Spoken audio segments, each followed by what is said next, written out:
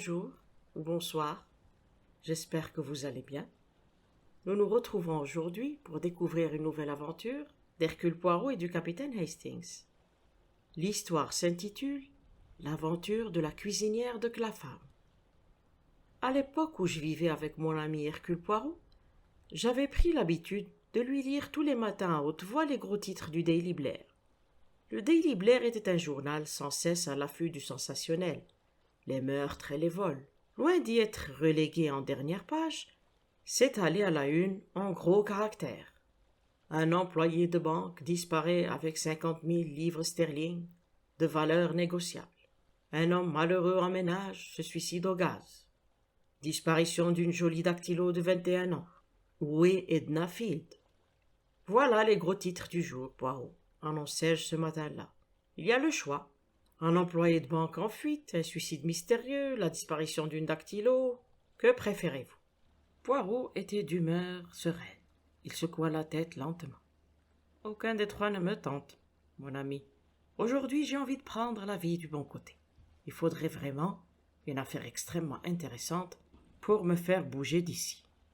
À tout à l'heure, j'ai des choses importantes à faire. Telles que m'occuper de ma garde-robe, Hastings. Si je ne me trompe, il y a sur mon nouveau costume gris une tache de gras, une seule, mais cela suffit à m'indisposer.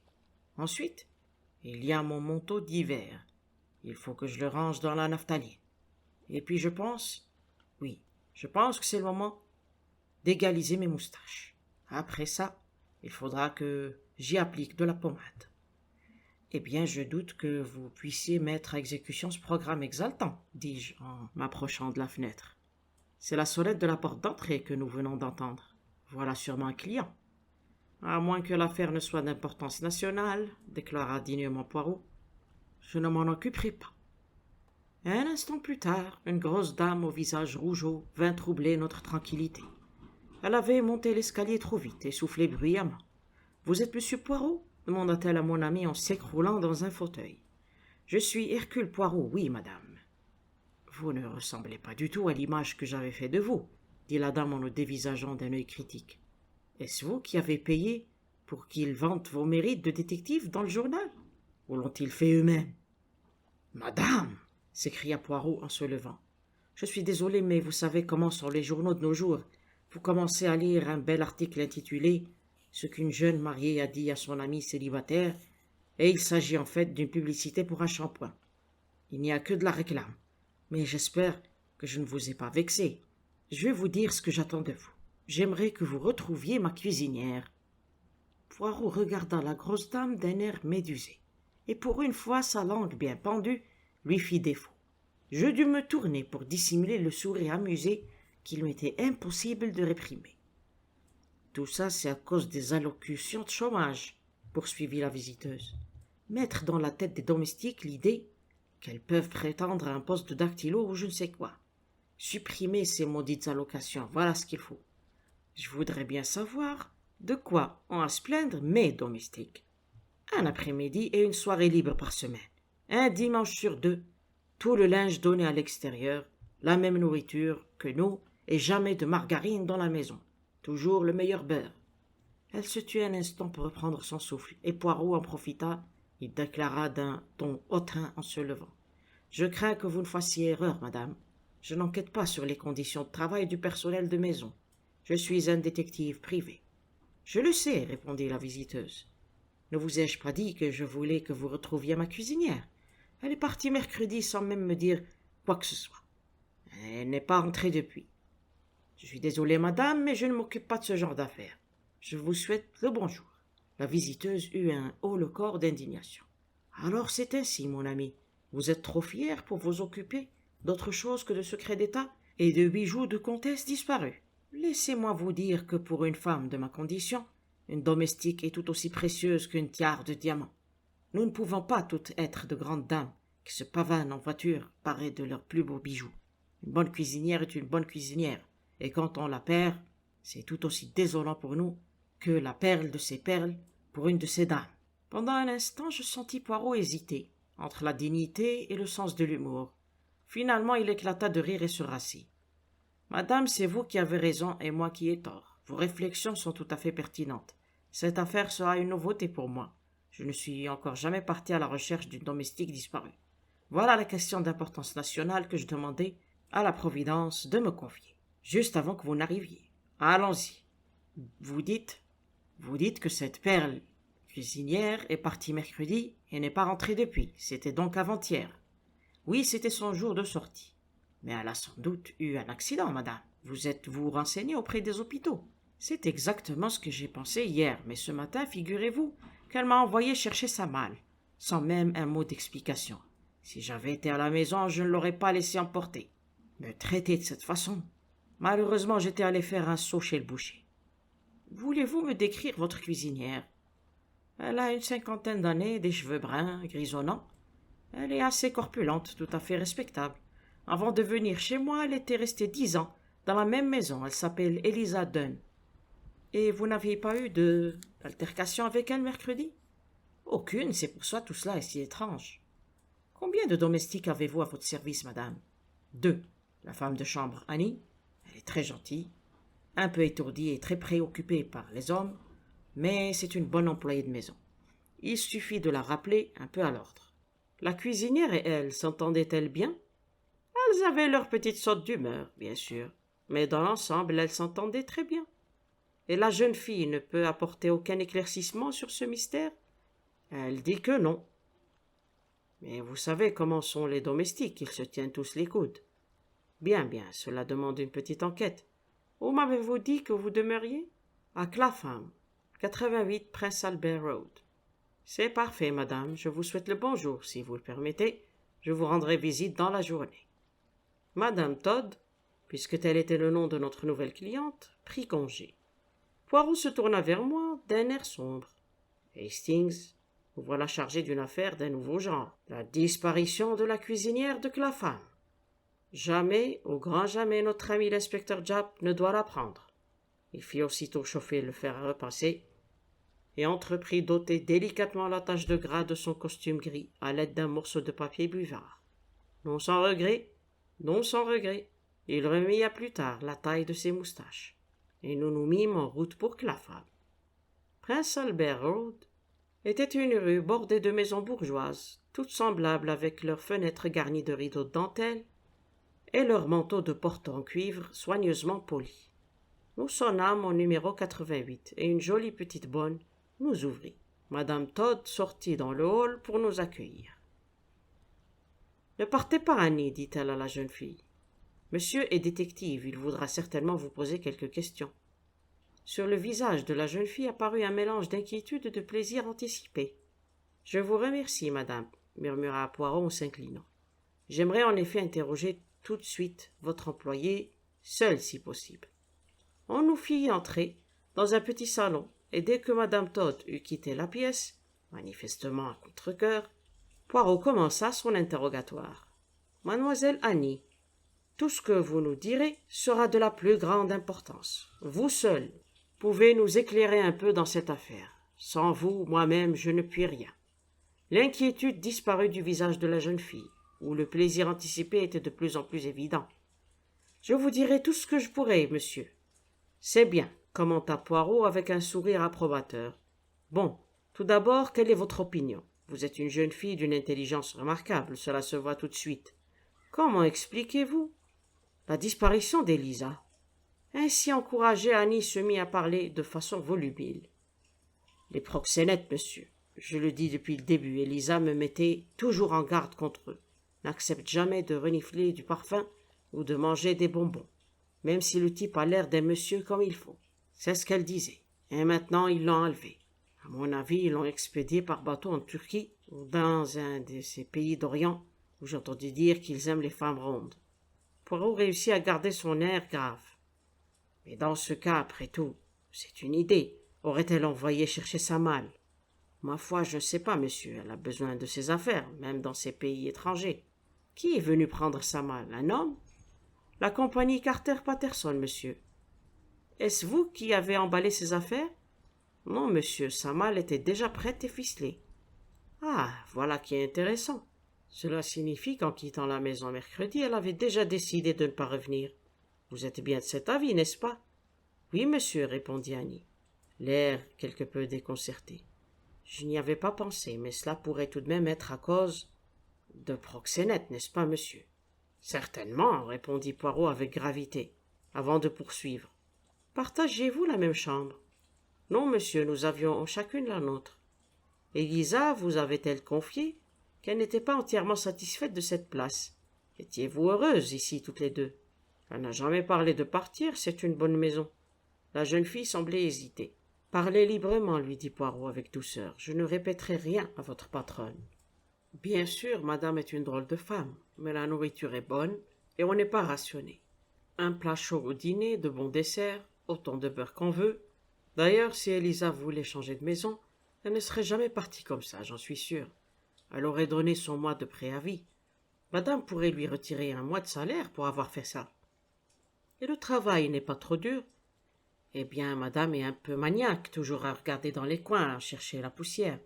Et puis il y a la pensionnaire, l'hôte payant, comme il l'appelle. Mais il n'est là que pour le petit déjeuner et le dîner. Comme monsieur, il reste toute la journée à la City. Vous aimez votre patron? Il n'est pas embêtant, un peu radin peut-être, mais on ne l'entend pas souvent. Vous ne souvenez-vous pas, je présume, de la dernière chose qu'a dite Élisa avant de partir? Si, s'il vient des pêches cuites dans la salle à manger, nous les mangerons au dîner, avec du bacon et des pommes de terre frites. C'est ce qu'elle m'a dit. Elle raffolait des pêches cuites. Je ne serais pas surprise qu'il l'ait attirée avec ça. Le mercredi était-il un jour de sortie habituel? Oui, elle avait le mercredi et moi le jeudi. Poirot posa quelques autres questions à la jeune fille, puis se déclara satisfait. Annie prit congé, et madame Todd se précipita dans la pièce, le regard brillant de curiosité. Elle avait été très vexée, j'en étais convaincu, de n'avoir pas pu assister à notre entretien avec la jeune fille. Cependant, Poirot prit soin d'atténuer son amertume.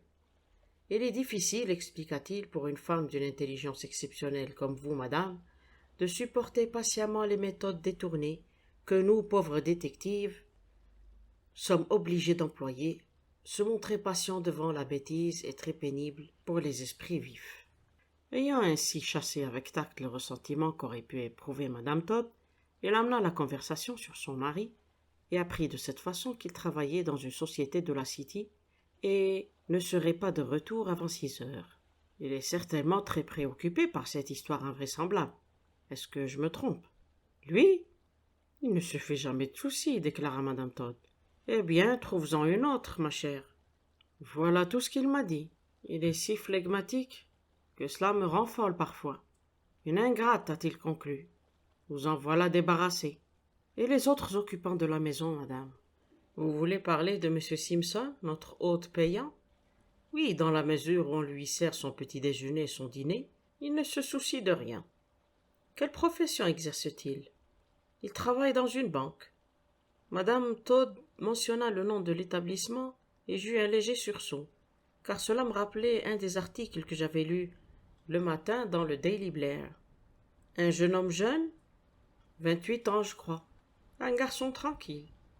J'aimerais avoir un court entretien avec lui, et avec votre époux aussi, si vous n'y voyez pas d'inconvénient. Je reviendrai donc dans la soirée. Entre-temps, si je puis me permettre ce conseil, vous devriez vous reposer un peu, madame, vous paraissez fatiguée. Et pour cause, d'abord le souci que me donne Élisa, et puis j'ai passé presque toute la journée d'hier à faire les soldes. Oui, vous savez ce que c'est, monsieur Poirot, entre une chose et une autre, et tout le travail que j'ai à la maison, parce que bien sûr Annie ne peut pas tout faire. Elle va d'ailleurs sûrement me donner sa démission après ce qui s'est passé. Enfin, avec tout cela, je suis épuisé. Poirot murmura quelques mots de sympathie à la brave femme, et nous prîmes congé.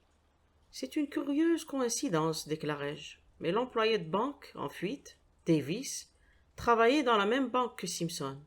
Ne pourrait-il pas, à votre avis, y avoir un rapport? Poirot sourit. D'un côté un employé sans scrupules et de l'autre une cuisinière qui disparaît. Il est difficile d'imaginer un rapport entre les deux, à moins que Davis n'ait rendu visite à Simpson et soit tombé amoureux de la cuisinière et ne l'ait persuadé de prendre la fuite avec lui. Je me mis à rire, mais Poirot demeura grave. Il aurait pu faire pire, dit-il d'un ton de reproche. N'oubliez pas, Hastings, que si l'on part en exil, Une bonne cuisinière peut être plus utile qu'une jolie compagnie.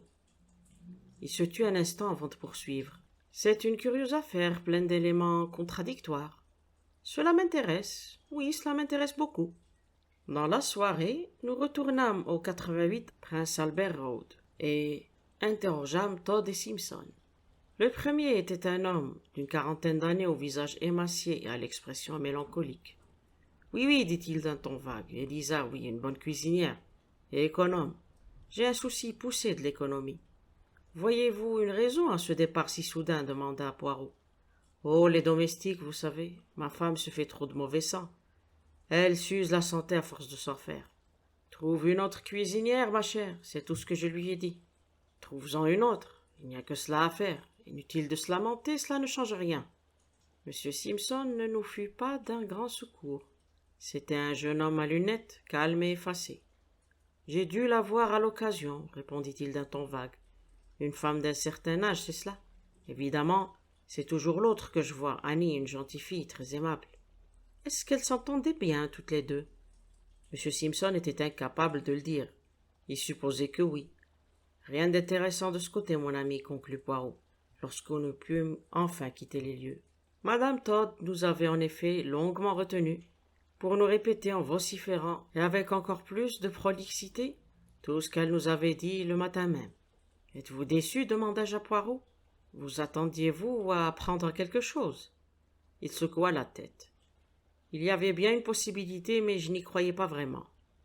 La suite des événements consista en l'arrivée d'une lettre pour Poirot, le lendemain matin. Après l'avoir lue, il me la tendit, rouge d'indignation. Madame Todd a le regret d'informer Monsieur Poirot qu'en fin de compte, on n'aura pas recours à ses services. Après avoir discuté de cette question avec son époux, elle reconnaît qu'il est ridicule de faire appel à un détective pour une simple histoire de domestique. Elle vous prie de trouver ci-joint un chèque d'1 guinée à titre de dédommagement. Ah, ça, s'écria Poirot furieux. Et ils pensent qu'ils vont se débarrasser d'Hercule Poirot ainsi. Je consens, à titre de faveur, une très grande faveur, de m'occuper de leur misérable et insignifiante affaire. Et ils osent me congédier comme ça. Cette décision vient, j'en suis sûr, de M. Todd. Mais je ne suis pas d'accord du tout. Cela me coûtera ce qu'il faudra, mais j'éclaircirai ce mystère. Oui, mais comment? Poirot se calma un peu. D'abord, nous allons mettre une annonce dans les journaux, voyons. Oui, quelque chose dans ce goût-là. Si Eliza Dunn veut bien téléphoner ou se rendre à cette adresse, elle y apprendra une bonne nouvelle.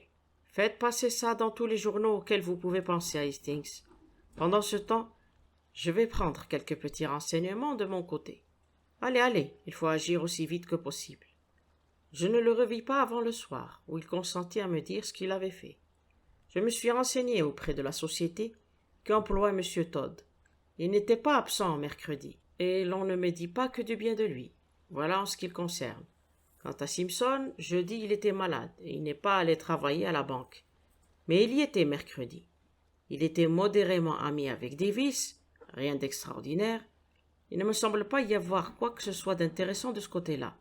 Nous devons mettre tous nos espoirs dans l'annonce. Celle-ci parut dès le lendemain, comme prévu, dans tous les journaux quotidiens. Sur les ordres de Poirot, elle devait y rester pendant 1 semaine. Il portait à cette insignifiante affaire de cuisinière envolée un intérêt tout à fait surprenant. Mais je me rendais compte qu'il mettait un point d'honneur à ne pas l'abandonner tant qu'il n'aurait pas réussi à découvrir le fin mot de l'histoire. Dans les jours qui suivirent, on vint lui proposer plusieurs affaires extrêmement intéressantes, mais il les refusa toutes. Tous les matins, il se précipitait sur son courrier, examinait attentivement chaque lettre, puis il les reposait avec un soupir. Cependant, notre patience finit par être récompensée. Le mercredi suivant, 6 jours après la visite de Madame Todd, notre logeuse vint nous annoncer qu'une personne du nom d'Eliza Dunn était en bas. « Enfin !» s'écria Poirot. « Mais faites-la monter tout de suite. Qu'attendez-vous donc ?» Toute penaude, notre logeuse redescendit précipitamment et revint un moment plus tard, suivie de Miss Dunn. Celle-ci répondait bien au signalement qu'on nous avait donné. Grande, corpulente et éminemment respectable d'allure. « Je suis venue en réponse à l'annonce, expliqua-t-elle. J'ai pensé qu'il y avait peut-être une erreur et que vous ne saviez pas que j'avais déjà touché mon héritage. » Poirot étudiait attentivement sa proie. Il lui avança un fauteuil et l'invita à s'asseoir d'un large geste de bras. Pour tout vous dire, déclara Poirot, votre dernière patronne, Madame Todd, était très inquiète à votre sujet. Elle craignait qu'il ne vous soit arrivé un accident. Eliza Dunn parut très surprise. Elle n'a donc pas reçu ma lettre? Pas le moindre mot. Poirot se tut un instant avant d'ajouter d'un ton encourageant. Racontez-moi toute l'histoire, voulez-vous? Eliza Dunn n'avait besoin d'aucun encouragement. Elle se lança aussitôt dans un long récit. J'étais presque arrivé à la maison mercredi soir quand un monsieur m'a arrêté. Un grand monsieur avec une barbe et un chapeau haut de forme. Miss Eliza Dunn, m'a-t-il dit. Oui. J'ai demandé à vous parler au numéro 88 et l'on m'a dit que vous alliez rentrer d'une minute à l'autre. Miss Dunn, je suis venu d'Australie spécialement pour vous voir. Connaissez-vous le nom de jeune fille de votre grand-mère maternelle? Jane Emott, ai-je répondu. C'est exact, m'a-t-il dit. Voilà, Miss Dunn. Bien que vous n'en avez peut-être jamais entendu parler, votre grand-mère avait une grande amie, Eliza Leach. Cette amie est partie vivre en Australie après avoir épousé un très riche colon. Ses 2 enfants sont morts en bas âge et elle a hérité de la fortune de son mari. Elle-même est décédée il y a quelques mois et elle vous a légué par testament une maison ici en Angleterre et une somme d'argent considérable. J'ai failli en tomber à la renverse, poursuivit Miss Dunn. Pendant un moment, je n'y ai pas cru, et il a dû s'en apercevoir, car il a souri. Vous avez raison d'être méfiante, Miss Dunn. Voici mes papiers. Il m'a tendu une lettre à l'entête d'une firme d'avoués de Melbourne, Hurst et Crotchet, et une carte de visite. C'était Monsieur Crotchet. Il y a 2 petites clauses restrictives, a-t-il ajouté. Voyez-vous, notre cliente était un peu excentrique. Ce legs ne peut se réaliser que si vous prenez possession de la maison. Elle est située dans le Cumberland. Avant demain midi. L'autre condition est sans importance. Elle stipule simplement que vous ne devez pas être employé de maison. J'étais consterné. Oh, monsieur Crotchet, lui ai-je dit, je suis cuisinière. On ne vous l'a pas dit à la maison? Mon Dieu, s'est-il exclamé. Je n'en avais pas la moindre idée. Je pensais que vous étiez là en tant que dame de compagnie ou de gouvernante. Voilà qui est fâcheux, vraiment très fâcheux. Devrais-je renoncer à tout cet argent? Lui ai-je demandé, plutôt angoissé. Il a réfléchi un moment, puis il m'a dit. Il y a toujours des moyens de contourner la loi, Miss Dunn. Nous, les hommes de loi, le savons bien. Dans le cas présent, la solution serait que vous ayez quitté votre place cet après-midi. Mais mon mois de préavis, ai-je répliqué. Ma chère Miss Dunn, m'a-t-il dit avec un sourire, vous pouvez parfaitement quitter un employeur à tout moment, à condition de renoncer à un mois de gage. Votre patronne comprendra très bien, étant donné les circonstances. Le problème, c'est la question de temps. Il faut absolument que vous preniez le train qui part de King's Cross à 11h05. Je peux vous avancer une dizaine de livres pour le billet, et vous pourrez écrire un mot à votre patronne à la gare. Je le lui porterai moi-même et lui expliquerai toute l'histoire. Bien entendu, j'ai accepté et 1 heure plus tard, j'étais dans le train, si ému que je ne savais plus si j'avais bien toute ma tête. Quand je suis arrivé à Carlisle, je commençais à penser que tout ça n'était qu'une de ces blagues dont on entend parfois dans les journaux. Mais je suis allé à l'adresse qu'il m'avait donnée. C'était une étude d'avoué, et ce n'était pas une blague. Il était bien question d'une jolie petite maison et d'une rente de 300 livres par an. Ces avoués ne savaient pas grand-chose, ils avaient simplement reçu une lettre d'un monsieur de Londres, leur disant de me remettre les clés de la maison et 150 livres sterling pour les 6 premiers mois. Monsieur Crotchet m'a envoyé mes affaires, mais il n'y avait pas le moindre mot de madame. Je suppose qu'elle était en colère contre moi et enviait ma chance. Elle a d'ailleurs gardé ma malle et emballé mes affaires dans du papier. Mais évidemment, si elle n'a pas eu ma lettre, elle a dû trouver que j'avais de drôles de manières. Poirot avait écouté cette longue histoire avec attention. Il hocha la tête, l'air entièrement satisfait. « Merci, mademoiselle, il y a eu en effet une petite erreur. Permettez-moi de vous dédommager de votre peine. » Il tendit une enveloppe à Miss Dunn. « Vous repartez tout de suite pour Cumberland. Un petit conseil. N'oubliez pas vos talents de cuisinière. Il est toujours utile d'avoir un métier entre les mains, en cas de revers de fortune. Plutôt crédule, murmura-t-il lorsque notre visiteuse fut partie. Mais peut-être pas plus que la plupart des gens de sa condition. Son visage prit alors une expression grave. Venez, Hastings, il n'y a pas une minute à perdre. Allez chercher un taxi, pendant que j'écris un mot à Jap. Poirot attendait sous le porche lorsque je revins avec le taxi. Où allons-nous lui demandai-je avec enthousiasme. Tout d'abord, il faut faire porter ce mot par messager spécial. Cette question réglée, lorsqu'il revint dans le taxi, Poirot donna l'adresse suivante au chauffeur. 88 Prince Albert Road à Clapham. C'est donc là où nous allons? Mais oui, encore qu'à franchement parler, je craigne que nous n'arrivions trop tard. Notre oiseau s'est sans doute déjà envolé, Hastings. Qui est notre oiseau? Poirot sourit. Le discret monsieur Simpson. Quoi? M'exclamai-je. Allons, Hastings, ne me dites pas que tout n'est pas parfaitement clair pour vous. On s'est débarrassé de la cuisinière, ça je l'ai compris, répondis-je légèrement vexé. Mais pourquoi? Pourquoi Simpson cherchait-il à l'éloigner de la maison? Savait-elle quelque chose à son sujet? Absolument pas. Alors? Mais il voulait quelque chose qui était en sa possession. De l'argent? L'héritage d'Australie?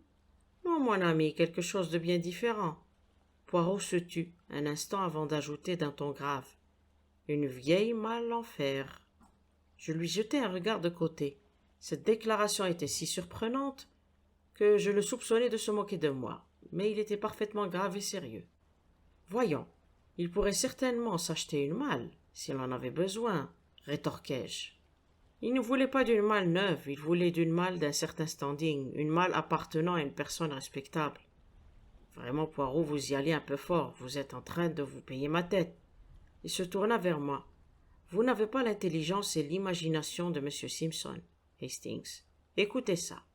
Mercredi soir, Simpson éloigne la cuisinière par la ruse, que vous savez, une carte de visite et une feuille de papier en tête sont des choses faciles à se procurer, et il est prêt à payer 150 livres sterling et une année de loyer pour assurer la réussite de son plan. Miss Dunn ne le reconnaît pas. Elle se laisse totalement tromper par la barbe, le chapeau et le léger accent colonial. C'est tout pour mercredi. En dehors du menu fait que Simpson s'est mis en outre 50 000 livres de valeur négociable dans sa poche. Simpson? Mais c'est Davis. Si vous voulez bien me laisser poursuivre, Hastings, Simpson sait que le vol sera découvert jeudi après-midi. Il ne devra donc pas travailler à la banque jeudi, mais guette la sortie de Davis à l'heure du déjeuner. Peut-être lui avoue-t-il être l'auteur du vol, et lui dit-il qu'il est prêt à lui rendre les valeurs. En tout cas, il réussit à convaincre Davis de le suivre jusqu'à Clapham. C'est le jour de congé de la domestique, et il se trouve que Madame Todd est de sortie pour faire les soldes. Il n'y a aucune personne dans la maison. Quand le vol sera découvert et qu'on s'apercevra de la disparition de Davis, la conclusion sera évidente. C'est Davis le voleur. Simpson, à l'abri de tout soupçon, pourra retourner travailler le lendemain comme l'honnête employé pour lequel il se fait passer. Et Davis? Poirot fit un geste éloquent de la main et secoua la tête, lentement. Cela paraît trop ignoble pour être vrai. Pourtant, quelle autre explication peut-il y avoir, mon ami? La seule difficulté pour un assassin est de se débarrasser du corps. Et Simpson avait déjà tout prévu. J'ai tout de suite été frappé par le fait que, bien qu'en partant, Eliza Dunn ait eu manifestement l'intention de rentrer le soir même, témoin sa réflexion sur les pêches cuites. Sa malle était toute prête quand on est venu la prendre. C'est Simpson qui a demandé à Carter Patterson d'aller la chercher le vendredi, et c'est lui qui l'avait ficelée le jeudi après-midi. Quel soupçon cela pourrait-il éveiller? La domestique s'en va et on va chercher sa malle. Elle est étiquetée et adressée à son nom, sans doute à quelque gare proche de Londres. Le samedi après-midi, sous son déguisement d'Australien, Simpson va l'y chercher, et y colle une nouvelle étiquette et la réexpédie ailleurs, toujours avec la mention « à laisser à la consigne ». Lorsque les autorités commenceront, pour d'excellentes raisons, à se poser des questions, et l'ouvriront, elles pourront seulement apprendre que c'est un colonial barbu qui l'a expédié de la gare de Jonction près de Londres. Rien ne permettra de deviner qu'elle est partie du 88 Prince Albert Road. Ah, nous voilà arrivés. Les pronostics de Poirot étaient exacts. Simpson était parti 2 jours plus tôt. Mais il ne devait pas échapper aux conséquences de son acte criminel. Grâce aux appels lancés à la radio, on le retrouva à bord de l'Olympia, en route pour l'Amérique. Une malle en fer adressée à M. Henry Wintergreen ne tarda pas à attirer l'attention des responsables des chemins de fer à Glasgow. Lorsqu'elle fut ouverte, on y découvrit le corps du malheureux Davis. Poirot n'encaissa jamais le chèque d'une guinée de Madame Todd. Il le fit encadrer et l'accrocha au mur de notre petit salon. C'est pour moi un petit rappel, Hastings, qu'il ne faut jamais mépriser un fait en apparence insignifiant et de prime abord sans intérêt. Une domestique qui disparaît d'un côté, un meurtre de sang-froid de l'autre. Ce fut l'un de mes sujets d'enquête les plus passionnants. Fin. J'espère que l'histoire vous a plu.